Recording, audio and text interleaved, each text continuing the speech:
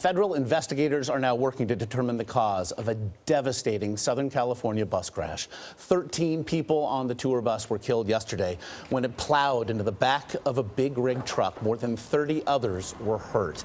The pre-dawn crash happened on Interstate 10 near Palm Springs. The bus was returning to Los Angeles from a casino. Mireya Villarreal is at Desert Regional Medical Center in Palm Springs with details now of this investigation. Mireya, good morning.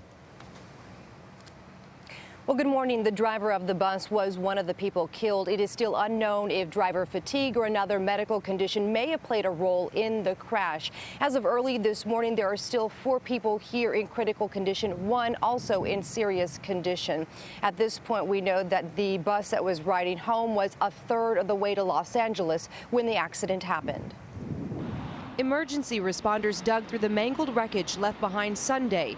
The impact was so violent the bus, which was carrying 44 people, jammed 15 feet into the trailer. I don't know what the speeds are. What I will tell you is that the bus was traveling significantly faster than the tractor trailer that it struck from behind.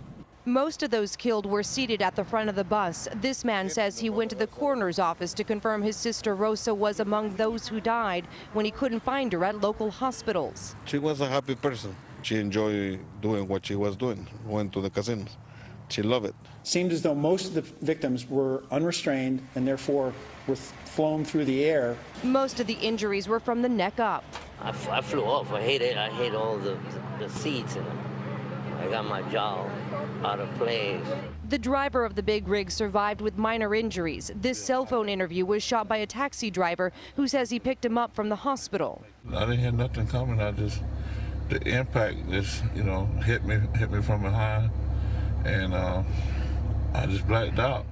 Government documents show the bus is owned by USA Holiday, a Los Angeles-based tour company. According to those records, it has no previous accidents, and its most recent inspection in April turned up no mechanical issues.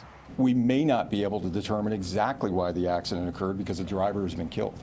So we'll get as close to it as we can. The NTSB will be on hand today leading the investigation. Authorities are still trying to identify some of the victims, many of whom are Hispanic. But the challenge has been that a lot of the IDs that were found on scene were not valid IDs. We do know that some of the newer buses do have black box recording devices on board, but this was a bus that was manufactured in 1996, so there is still no word yet whether they have that kind of recording device on hand. Nora? What an awful accident, Mireya. Thank you so much.